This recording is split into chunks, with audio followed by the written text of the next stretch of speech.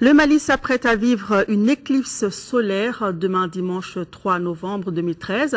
C'est la deuxième éclipse hybride de ce siècle.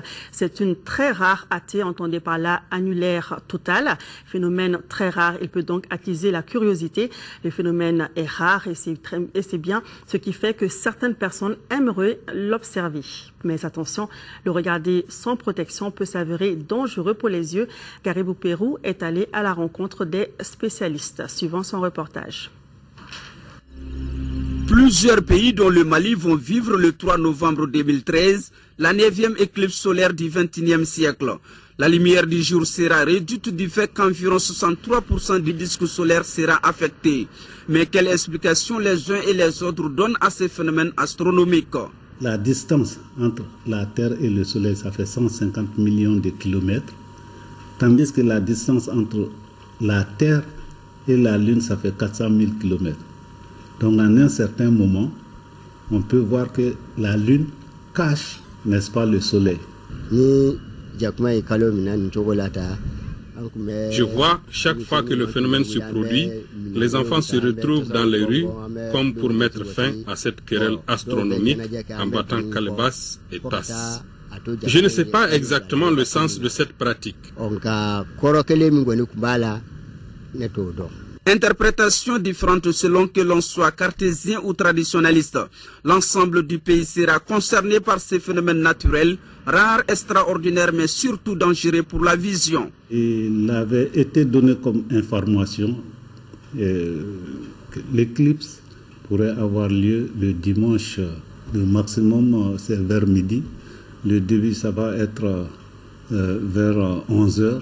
Le moment où ça serait vraiment l'éclipse maximale, nous l'observerons durant 1 minute 30 secondes à peu près. Le Soleil émet des ondes dans les différentes fréquences. Et comme vous le savez, il y a les ondes radio qui permettent d'écouter les radios, il y a les ondes visibles qui nous permettent de voir, il y a les ondes ultraviolets qui ne sont ni visibles et qu'on n'écoute pas. Donc le Soleil émet toutes ces fréquences. C'est un phénomène très dangereux.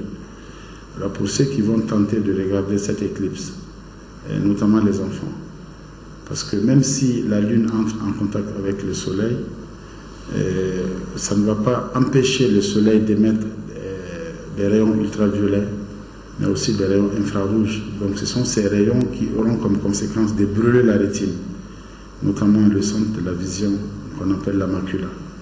Et donc ça peut donner chez certaines personnes une cécité brutale et qui peut être irréversible. Vu les conséquences que le phénomène peut causer sur la santé, comment s'y prendre? Que recommandent les scientifiques dans pareil cas? Il y a des personnes qui sont assez curieuses.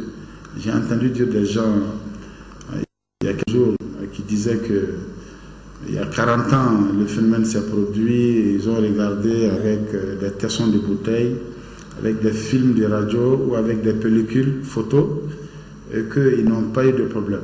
Alors je pense que ce n'est pas comme ça qu'il faut raisonner. Alors on peut échapper à un phénomène une fois, une deuxième fois, mais une troisième fois, on ne va pas pouvoir l'échapper. Alors mieux vaut prévenir que guérir. Ceux qui vont être victimes donc, de cette brûlure au niveau de la rétine, il faut qu'ils voient un spécialiste, sans délai.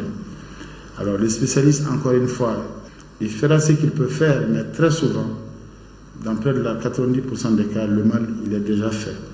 Le mieux est de s'abstenir de fixer l'éclipse, car elle peut entraîner la cécité. Comme on le dit, ne te laisse pas lécher par qui peut t'avaler. Tout à fait, Garibou Pérou. En tout cas, n'oubliez pas de vous protéger et surtout de protéger vos enfants si vous n'avez pas de lunettes appropriées.